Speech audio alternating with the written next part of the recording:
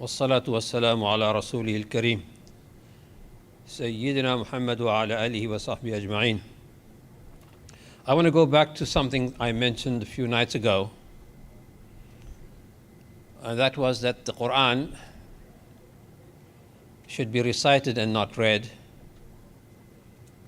and that the Quran is essentially only the Quran in Arabic. First of all, if this came to light, for me at least, during my classes, I would have students, many of whom were non-Muslim, but some were Muslim, and they were converts. So there's something that one must remember about a convert, that a convert is one who brings into Islam much of his past or her past, and then undergoes the process of distinguishing between the wheat and the so-called chaff. So this from the past is acceptable, that from the past is unacceptable. So maintaining a warm relationship with your parents, not just acceptable in Islam, but a requirement. But having an extramarital relationship with someone in Islam is taboo. So it's not like when someone converts. I know people are uncomfortable with the word convert, so we have different words to describe it, but you know what I'm talking about. When someone comes back to Islam, that they kind of flip a switch, and everything of the past is left in the past, and everything about Islam is then embraced. That's not how it works. It's a gradual transformation. Part of that transformation for that person is to understand that their approach to a holy book has to change. Think about it. When we talk about holy books, we think about the Old Testament, the New Testament, the Bhagavad Gita, the Quran. They're all holy books. They're all holy books. So what is it that distinguishes the Quran as a holy book from the rest of them? And the Quran is very specific about this. It insists that it is unlike any other book.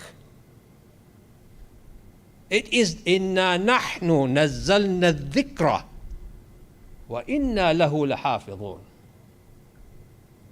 It comes with an army of protectors, one of whom will be leading the salah right now. All of us sitting here are part of that cavalry that Allah has regimented with the single task of protecting the literal text of the Quran. That is your only task here tonight. You're here to protect the literal text of the Quran. He certainly leads the charge, but if he errs, then it is your duty and mine to set him aright. When the prayer is said and done, and you would like greater clarity with regard to a particular verse, then by all means look at a translation. But for this moment in time, your task is simply to protect the text as part of that regimen that Allah Himself mentions in the Quran, that we indeed sent down this Quran. And we indeed protect it. We protect it.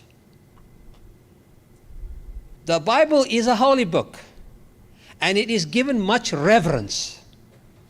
So when someone comes into Islam, they bring that same set mind, that same understanding to the Quran.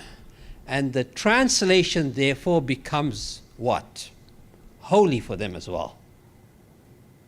The translation becomes holy because they don't have access to the Arabic text. So they spend their entire lives reading the English translation or the German translation under the misconception that they're reading the Quran. And that is not the Quran. That is not the Quran. It is one person's interpretation of what the Quran is. It is one person's interpretation of what the Quran is. So the Quran is a text that is protected, a text that is in Arabic, and whose recitation is an ibadah. Much like the salah you engage in right now is an ibadah, the recitation of the Quran is an ibadah. The recitation of its translation is an exercise in self-enrichment. It certainly is worthy of reward, and Allah will reward us, inshallah, for the time and effort we put in trying to understand the message He's given to us. Because in it is encased a particular message. I'm not in denial of that. But in terms of it being an ibadah, it does not fall into that category. Which is what the translation that you take, whether it is Yusuf Ali's translation or anyone else's translation, is the equivalent of the St. James's version of the Bible. You heard of the St. James version of the Bible? Or the new translation of the Bible? Or the American translation of the Bible? There are multiple translations. Go into a bookstore and just look at that section. You will find multiple translations of the Bible. The approximations of the original text, because the original text is lost. The original text is lost. God forbid the Arabic text that we have gets lost, because everyone is now bent on doing what? Using their own lingua franca, their own language, to try and glean the meaning of the text, and forgetting the literal Arabic text itself. So it's a two-pronged effort. Spend time. The one thing that happens is as you become more healthy, you're left with more time. Right? Average lifespans have now moved from 65 or 50 to 80 and 90. We're just living longer. We're living longer, and we have TV channels just fill our times with nonsense. So instead of that, we should spend time understanding what the Quran is saying, but also preserving the literal text of the Quran. And that we do by reciting it with tajweed, and preferably in the presence of someone else. Find a reading buddy, very important. You ask anyone who's in the business of hifz and qira'ah, he'll tell you a reading buddy is indispensable, because you don't know the mistakes you're making. You read it so often, you just gloss over it until he makes you aware that, no, this is actually a word that has a shadda in it, and you're dropping the shadda. So find yourself a reading buddy, and then recite the Quran together, and read the translation,